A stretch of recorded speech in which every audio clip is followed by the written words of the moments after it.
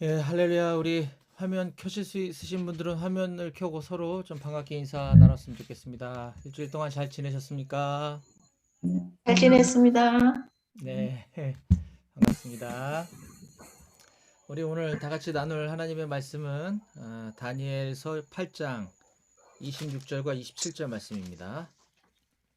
다니엘서 8장 26절과 27절입니다.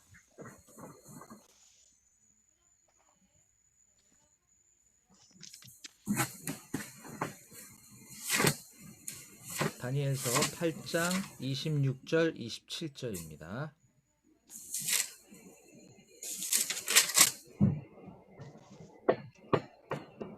찾으신 줄 알고 제가 읽도록 하겠습니다.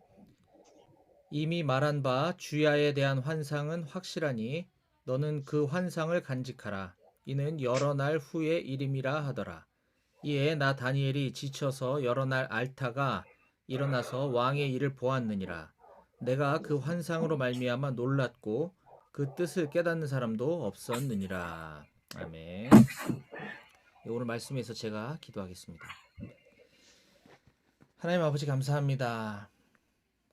하나님께서 창세전부터 우리를 택하여 주시고 또 우리에게 일어날 모든 일들을 다 예비하여 주시고 또 하나님의 말씀을 통하여서 우리에게 이미 하나님의 뜻을 계시하여 주셨는데 우리는 삶의 크고 작은 문제들 앞에서 때로는 낙심하고 좌절하고 힘겨워할 때가 있습니다. 주님, 이 시간 우리 사랑하는 공동체 형제자매들과 함께 하나님의 말씀을 통해서 위로받고 도전받는 시간 될 수 있도록 도와주시고 특별히 오늘 다니엘서 8장 말씀을 통해서 우리가 말씀을 맡은 자로서 어떤 자세를 견지해야 되는지에 대해서 깨달음이 있는 시간 될 수 있도록 주님 친히 말씀하여 주시옵소서.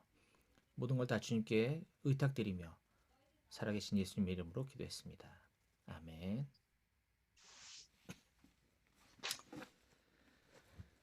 예. 형미 형제님 우시는 건 줄 알았더니 액자군요. 깜짝 놀랐습니다. 네. 우리 찬우 순장님 참 존경합니다. 쉽지 않은 환경과 상황 속에서 충분히 좌절하고 낙심할 법도 한데 또 저희들에게 또 이렇게 본이 되어 주시니 너무 감사드리고요. 대신 우리는 간절한 마음으로 이것이 나의 문제로 여기고 우리가 기도의 자리로 나가서 좀 간절하게 같이 함께 좀 기도해야 될 줄로 믿습니다.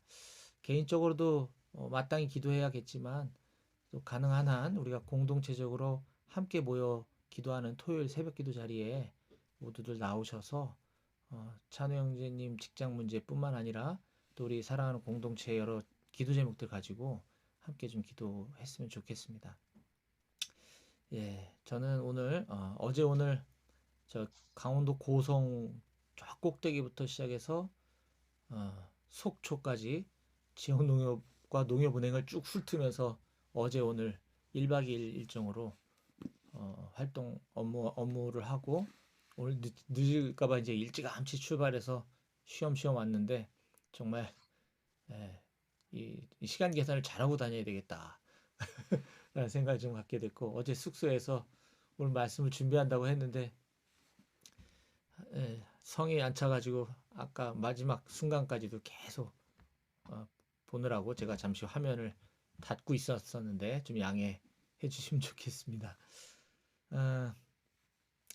오늘 저는 다니엘서 8장 말씀 전체를 좀 살펴볼 건데요.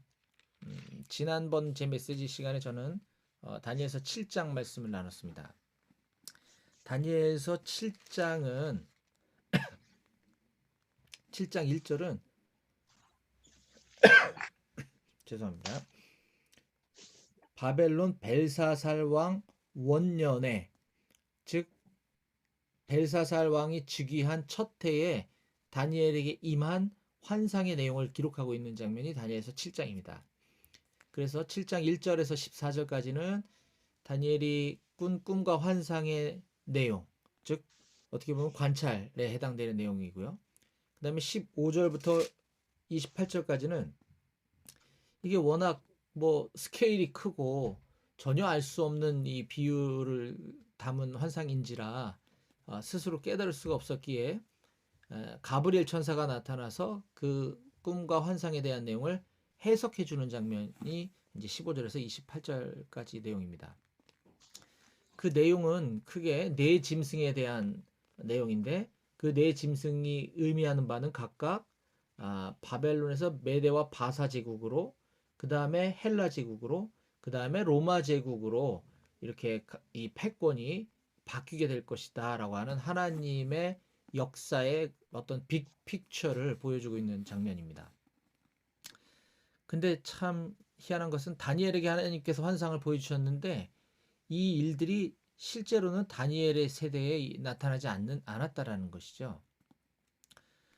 그럼에도 불구하고 다니엘이 취한 태도는 7장 마지막 절인 28절에 보면 그 말이 이에 그친지라 나 다니엘은 중심에 번민하였으며 내 얼굴빛이 변하였으나 내가 이 일을 마음에 간직하였느니라 라고 하면서 그 환상의 계시가 마음 중심에 번민할 정도로 크게 놀랍고 두려웠지만 다니엘은 그것을 마음에 간직했다라고 기록하고 있습니다. 이처럼 오늘을 사는 우리들에게는 이런 환상이나 꿈보다는 하나님의 말씀이 있습니다.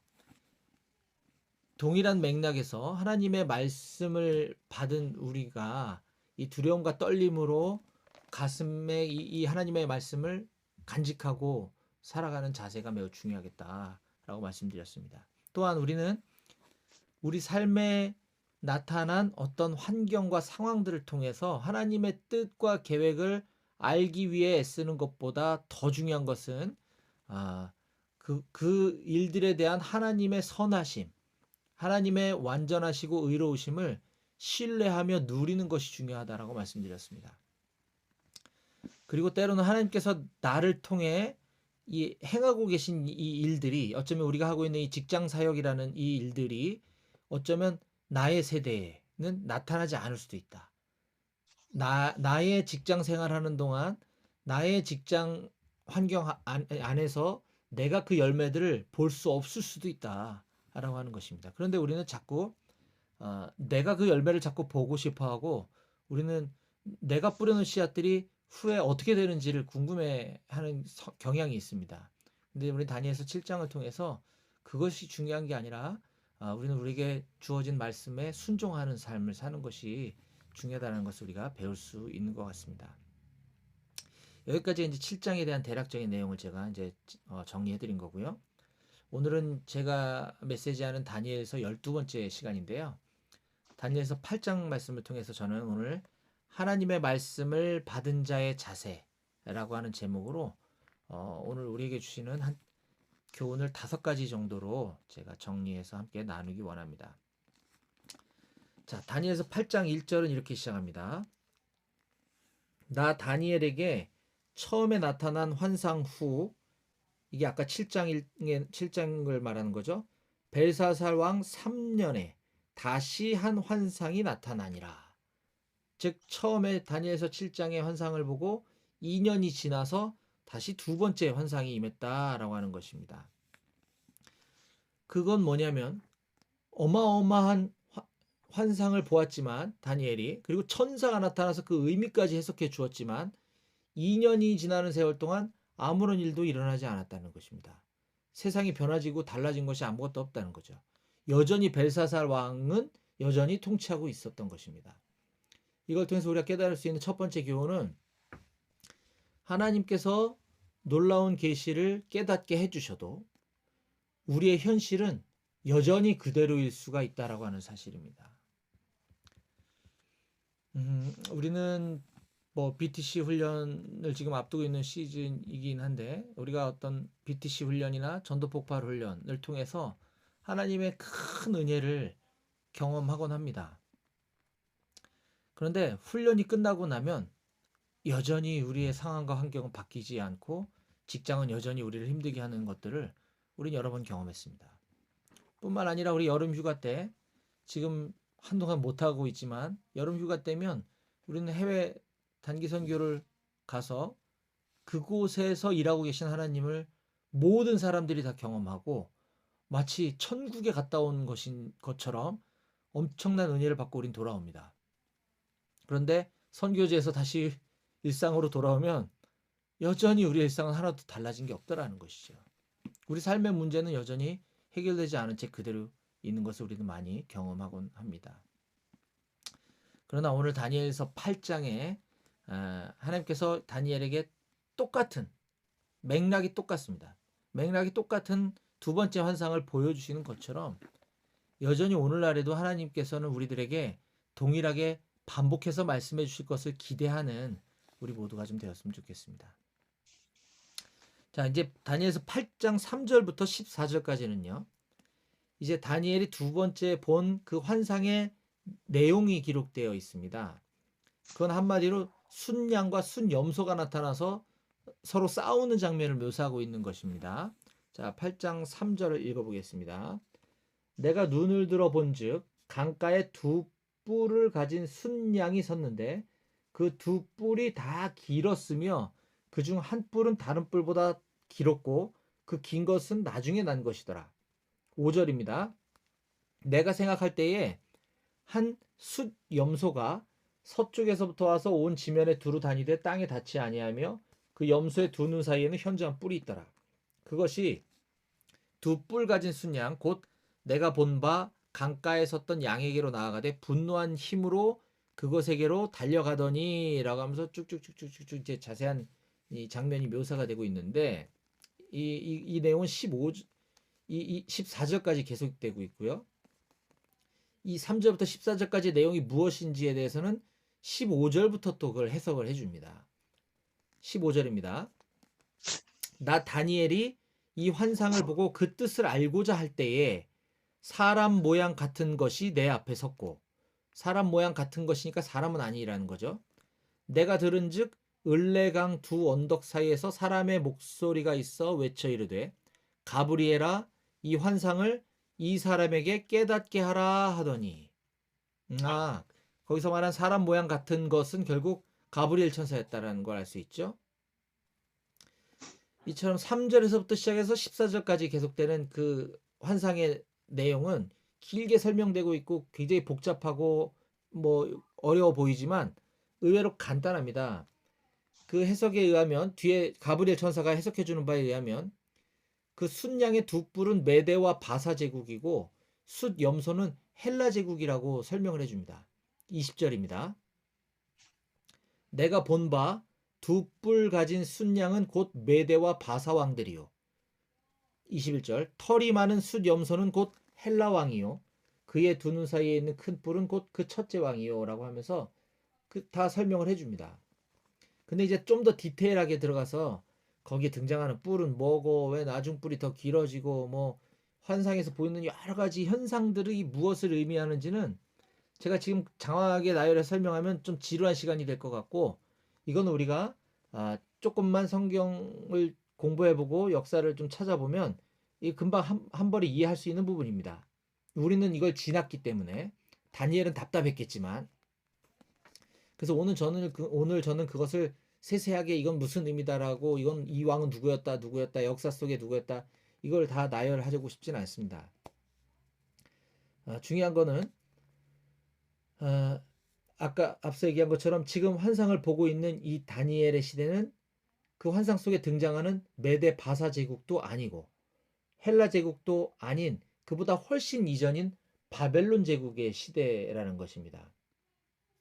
지금 바벨론 제국 시대에 벨사살 왕이 통치하고 있는 그 시기에 벨사살 왕은 하나님을 경시 여기고 자기의 권력이 영원할 거라고 착각하고 있는 이 바벨론 제국 치하에 살아가고 있는 다니엘을 비롯한 유대인들에게는 지금 힘든 고난의 시간들을 겪고 있는 중입니다. 그러나 그 바벨론 제국도 아니고 그 다음에 일어나는 메데바사 제국 또 그 다음으로 계속 이어지는 또 헬라 제국 이런 계속 부흥했다가 망했다가 또 다른 제국이 부흥했다가 또 망했다가 계속 이렇게 세계 최강국들이 계속 영원히 세계 최강으로 남아있을 것 같지만 없어지고 또 다른 제국이 세워지고 또 무너지고 이렇게 계속 반복되는 이 역사들을 보여주시면서 결국 지금 이 다니엘과 유대인들이 겪고 있는 고난의 시기도 그것이 전부가 아니다. 그것이 최악이 아니다라고 하는 것을 보여주고 계시는 것입니다. 바벨론 다음에 일어나는 바사 제국, 즉 페르시아는 그 시대에 어마어마한 또 세계를 제패하지만 결국은 또 다른 강자인 헬라 제국에서 멸망당하고 또 이 헬라 제국이 또 영원할 것 같지만 또 멸망당하고 이런 것들이 앞으로 일어나게 될 것이다라는 것을 다니엘에게 보여주고 계시는 거죠.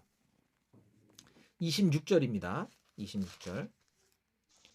이미 말한 바 주야에 대한 환상은 확실하니, 내가 지금 보여주고 있는 이 환상은 확실하니 너는 그 환상을 간직하라. 이는 여러 날 후의 일임이라 하더라. 여기서 말하는 여러 날은 뭐 하루 이틀 뭐 일주일 열흘 뭐 이 정도가 아니고 뭐 20년 200년 뭐 몇 세기를 말하는 거죠. 다니엘이 이 환상을 받고 메데 바사 제국이 일어나기까지는 20년이 걸립니다. 20년. 그리고 헬라 제국이 일어날 때까지는 200년이 지납니다. 200년. 이것을 지금 보여주면서 이거는 너 잘 간직하고 있어라. 이건 여러 날 후에 일어날 일이야. 이건 확실한 거다. 라고 지금 말씀해 주고 계시는 겁니다. 이를 통해서 우리가 깨달을 수 있는 두 번째 교훈은 아무리 흥해 보이는 나라나 왕이라 할지라도 그 부귀영화는 오래가지 못한다. 라는 것입니다. 또한 하나님의 말씀은 한치의 오차도 없이 정확하게 이루어진다라고 하는 것입니다. 그러면 우리가 우리 삶에서 적용해 볼 수 있는 것은 우리 삶이 아무리 바벨론과 같이 고단한 삶이라 할지라도 아무리 답답한 현실과 수많은 문제들이 여전히 우리를 힘겹게 한다고 할지라도 하나님은 그 속에서 계속 우리에게 은혜를 베풀고 계신다라는 겁니다. 영원할 수 없다라는 것입니다. 그러므로 우리는 더더욱 하나님의 말씀을 구하고 하나님의 말씀을 통해서 위로를 얻어야 될 줄로 믿습니다. 다음 우리는 이제 세 번째 오늘 본문 8장을 통해서 우리가 얻을 수 있는 교훈을 한번 살펴보겠습니다. 15절 말씀입니다. 나 다니엘이 이 환상을 보고 그 뜻을 알고자 할 때에 사람 모양 같은 것이 내 앞에 섰고 다니엘은 그 환상을 보고 그 뜻을 알고자 했다라고 기록하고 있죠. 여기서 말한 내가 그 뜻을 알고자 할 때라고 표현한 것은 그저 단순히 되게 신기하네. 궁금해 죽겠네. 뭐 이 정도 아닙니다. 이 의미를 그냥 알고 싶다. 뭐 이 궁금하다. 호기심을 가졌다. 이런 차원이 아니라 다니엘은 이 환상의 뜻을 깨닫기 위해 엄청나게 씨름했다라는 것입니다. 제가 아는 우리 하나님은 하나님의 말씀을 간절히 알고자 하는 마음이 있는 사람에게 말씀을 깨닫게 해주시는 분이십니다. 우리가 다 아는 것처럼 하나님의 말씀은 인간의 지혜로 깨닫는 것이 아니라 하나님이 그 비밀을 열어서 깨닫게 해주셔야 우리가 깨달을 수 있습니다. 그렇기 때문에 하나님의 말씀을 가볍게 여기고 뭐 별로 궁금해하지도 않고 별로 알고 싶지도 않고 그러니 묵상도 별로 하지 않고 성경 열심히 공부하지도 않고 이렇게 살아서는 하나님의 뜻을 올바로 깨달을 수 없다는 건 너무나 당연하다는 것이죠. 이것이 오늘 우리에게 주는 세 번째 교훈이라고 저는 생각합니다. 우리가 큐티할 때나 또는 오늘과 같이 월요 모임, 목요 모임을 통해서 성경을 연구하고자 할 때 나는 과연 얼마나 하나님의 말씀을 그 뜻을 알고자 씨름하고 살고 있는지 한번 나 자신을 좀 돌아봤으면 좋겠습니다. 여기 있는 저와 여러분들은 모두 순장님입니다. 순장입니다. 순장은 우리 정교육 선생님들 우리에게 가르쳐 주셨던 것처럼 말씀 사역자입니다. 말씀 사역자. 말씀 사역자가 말씀을 알고자 하는 얼마나 말씀을 알고자 씨름하고 있는지 한번 좀 생각해 보는 시간이 되었으면 좋겠습니다.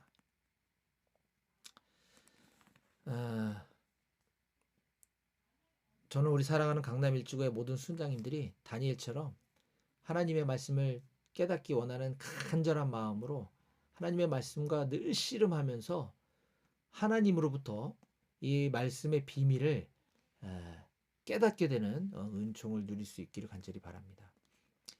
자, 이제 네 번째 교훈입니다. 오늘 다니엘서 8장을 통해서 하나님께서 우리에게 주시는 네 번째 교훈을 한번 살펴보겠습니다. 17절입니다.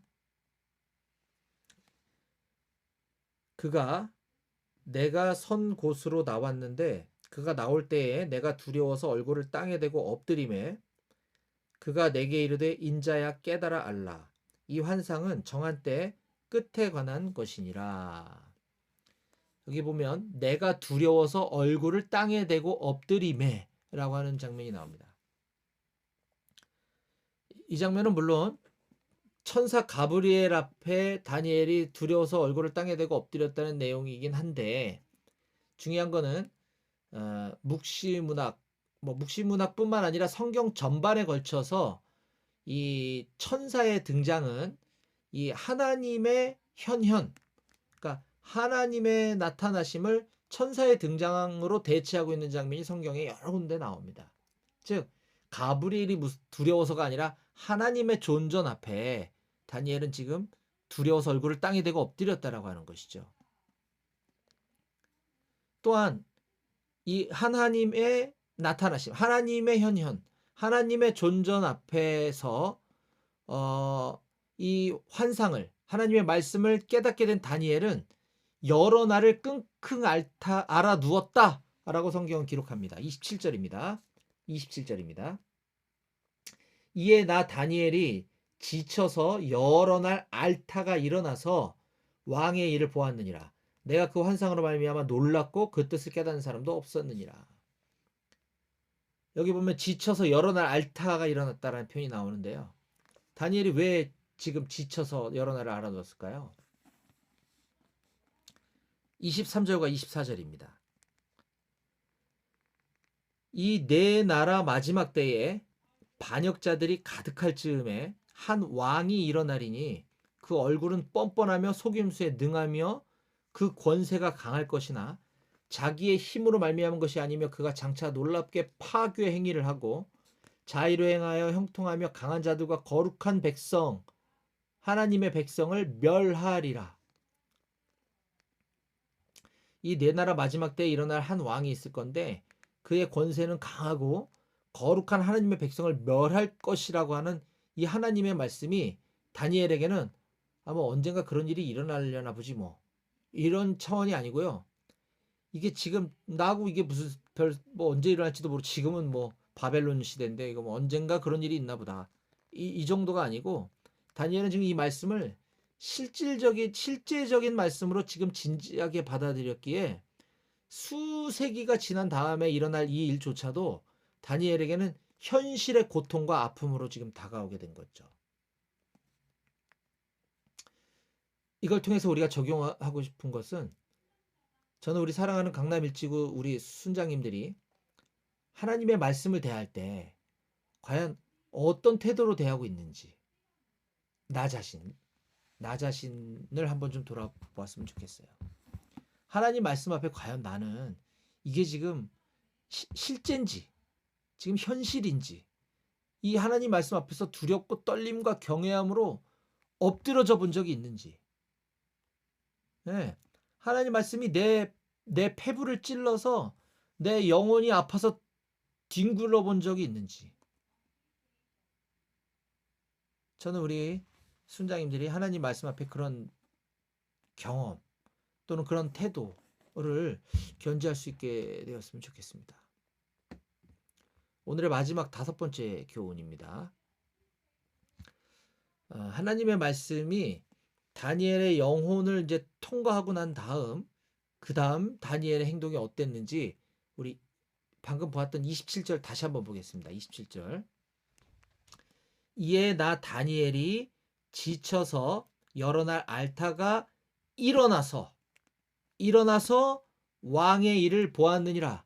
내가 그 환상으로 말미암아 놀랐고 그 뜻을 깨닫는 사람도 없었느니라. 예, 다니엘은 지금 여러 날 앓다가 이제 일어났습니다. 벌떡 일어나서 왕의 일을 보았다라는 건 다니엘이 원래 하던 일이잖아요, 이게. 다니엘의 일상으로. 예. 지금 다니엘은 다시 힘내서 일어나서 다시 자기 직장 자리로 돌아가서 열심히 일하고 있었다 이겁니다. 이 얘기입니다.